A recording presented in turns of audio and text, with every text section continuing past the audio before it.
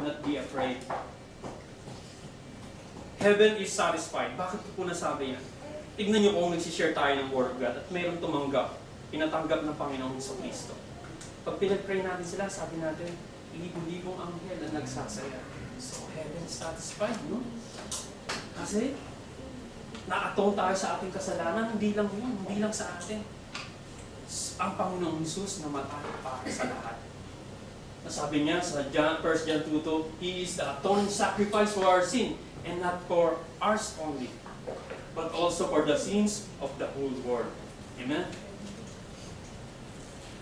Old enemies has been reconciled. Nung tayo tumanggap sa Panginoong Jesus, binigyan tayo ng ministry. Ano yun? Ministry ng reconciliation. Natatandaan ko, talaga ang Panginoon, bago ka tumayo dito, may ipararanas sa iyo. Naniniwala ba kayo? Last 3 weeks ago, nagbukas po ako ng Facebook, and yung hindi po yung ex-wife ko, yung ex-mother-in-law ko, nasa Facebook po siya, inad ko siya. Nung inad ko siya, before Christmas pala yan, before Christmas, alam niyo po, ang binulong sa akin ng banal na espiritu, humingi ka ng tawad. So, talagang sabi ko, pagkakataon ko na to. So, nung nag-send ako sa ng message, napakabuti ng Diyos ang sabi niya sa akin, pinapatawad na kita. At kung uuwi kayo ng asawa mo dito, welcome kayo dito kung stay sa bahay. So God, give us a peace of reconciliation. Diba? Napakabuti ng Panginoon. Sabi niya sa 2 Corinthians 5:18, all this is from God who reconciled us to Himself through Christ and give us the ministry of reconciliation. Nasusulat. Ginawa tayo nyo, mayroon tayong ministry kaagad the moment we receive Christ. Amen? Christian possess access. Bakit ko po nasabi to? Sabi ng Panginoon, Jesus answered, I am the way, the truth, and the life, and no one comes to the Father but me. Nung tumanggap tayo, hindi lang yung Panginoong Jesus ang I am the way, the truth, and the life, hindi lang noon unang pagtanggap natin. Jesus is the same today, yesterday, today, and tomorrow.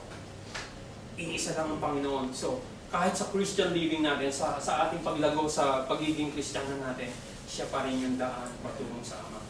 So, every time we pray, we ask in the name of Jesus. Di ba po? Amen. No? Sabi niya, Christian possess assurance. So, we are assured that we are being taken care of ng ating Ama. Bakit? Because sabi ng Panginoon, I give them eternal life. Binigyan niya tayo ng buhay. And they shall never perish. No one can snatch them out from my hand. So, meron po tayong assurance. Panghawakan natin yun. So, parang sa araw-araw na ginawa ng Diyos, tayo po ay magdasal at ipaalala natin sa Panginoon ang mga promises niya sa atin. Amen? Sabi ko po kanina, our position as a Christian, God sees us perfect being. God justify us by faith. At yung pangalawa po, our possession as a Christian. Kanina position, ngayon possession. Christians possess acceptance. And Christians possess access. Yung sinabi ko kanina, that Jesus is the way, the truth, and the life. May access tayo sa Father. Christian possess assurance. Meron tayong divine protection sa Panginoon. Pangatlo, our privilege as a Christians. Christians are able to rejoice in tribulations. Amen? Bakit ko po ito nasabi?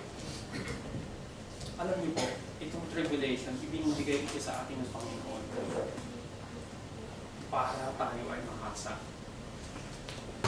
Sabi nga sa James 1, 2, and 3, consider it pure joy, my brothers, whenever you face trials of many kinds, because you know that the testing of faith develops perseverance. Kung minsan, tinatanong natin ng Diyos, bakit, Lord, ito nangyayari sa akin? Pero kung iisipin mo, sabi ng James 1, 2, 3, i-consider natin daw itong joy. Because alam niyo kung bakit. Itong mga trials na ito, itong mga tribulations na ito, itong mga troubles na sinasabi, ito yung nagpapatibay sa atin upang tayo ay maging Christ-like. Diba? Ito yung, tingnan niyo yung diamond. Yung diamond, pag kakukuha sa minahan, para lang tawas yan. Kung may napanood niyo yung War of the Lords, yung War of the Lords, di ba? Yung pinapambayad doon sa armas, kasi lalaki ng tawas, pero diamond yun. Pero tandaan nyo, pag itong diamond ay dumaan sa pressure, ito ay mag-produce ng 24K karat ng diamond. Ganun din po tayo. So, whenever we face trial, i-consider daw po natin na joy yun dahil meron na naman tayong pagkakataon na ipakita na meron tayong Diyos na palagi na andyan sa Kanya at ito ay siyang daan upang tayo ay maging matatag na Kristiyano. Amen? Christians are able to recognize tribulation. Sabi ko nga po kanina, alam natin na ang troubles ay nagdudulot ng perseverance. So yung perseverance, ito po ay yung nag-build ng ating character. So, where character is building, ito po yung sa hope. The confident expectation that we will not be disappointed. Bakit po? Bakit po nasabi niya? Christians are able to rest in tribulation. Wait a second. Ang sabi ko po kanina, ito po ay nagbibigay sa atin na patuloy tayong manalig, magkaroon ng pag-asa. Dahil ito yung faith natin na sinasabi na pag tayo ay dumanas ng tribulation, ng pagtitiis ng patience, ito po yung nag-build sa atin ng character upang tayo ay mag-mature bilang maging Christ-like para maging tayong kapareho ng ating Panginoong Jesus. At ito po, habang tayo ay nagmamature, tayo po ay umaasa sa glory ng ating Panginoong Ama. Amen? Christians are able to rest in tribulation. Pag tayo po pala ay Kristiyano, pwede tayong mahinga in times of trouble. Ano pong ibig sabihin nito? Ang sabi po, kung bakit tayo mahinga, dahil ang banal na Espiritu ay inilagay na. Ang pag-ibig ng Diyos ay inilagay ng banal na Espiritu sa ating puso. Ngayon, bakit ko nasabing tayo ay pwede na mamahinga? Because we believe na pag ang banal na Espiritu ay nasa atin, ito yung magtuturo sa atin kung ano ang mga dapat natin gawin sa buhay. At tayo ay mayroong pag-asa na sa darating na panahon, lahat ng mga trials, lahat ng persecutions, lahat ng mga troubles, ito ay mapapagtagumpayan natin.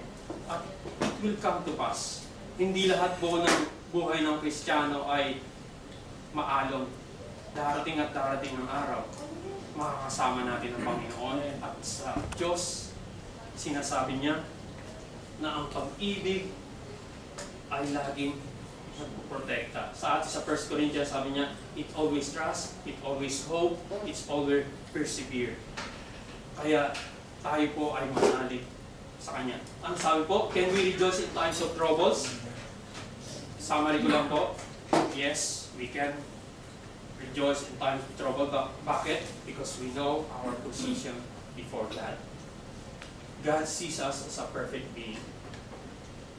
God justifies us by faith through Christ.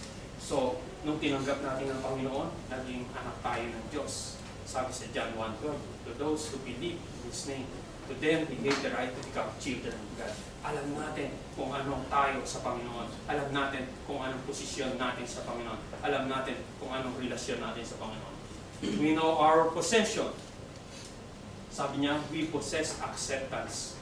When we receive our Lord Jesus Christ, we are being accepted by the Father. Mayroon na tayo ngayong connection, meron na tayong personal relationship sa Kanya. At hindi lang yun, we possess access dahil ang Panginoong Jesus na nagsabi, ako ang daan at katotohanan at buhay. Walang makakaparoon sa Ama, kundi sa pamamagitan ko. Na even in times of our prayer, sa pagdadasal natin, we ask in the name of Jesus. Amen? We possess assurance. Meron tayong assurance that we are protected by God. Dahil sinabi niya doon sa kaninang binasa nating verse, walang makakakuha sa kanyang palad sa atin. We are protected. Ito yung pangako ng ating Panginoon. We know our privilege sa ating Diyos. Now, we can rejoice in times of trouble. Sabi niya, because of the love of God that the Holy Spirit put in our heart. Para itong ilog na patuloy na bumubuo sa ating puso.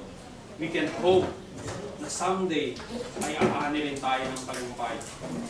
At someday, itong trials and tribulation, ito ay ating mapapagtumpayan. At hindi lang yun. Pag ito ay napagtagumpayan natin, God is building a Christian with a character like Christ. Amen? We can recognize trouble, sabi niya. We can rest in times of trouble dahil nga, sinabi ko, ang pag-ibig ng Diyos ay nasa sa ating puso. So we have an assurance, ang banal na Espiritu ang magtuturo sa atin ng mga bagay na kailangan natin magamit upang mapagtagumpayan ang lahat ng mga trials and persecutions. Amen? Maraming salamat. Yeah. Tayo po tumayo. At samahan niyo po ako sa panalangin.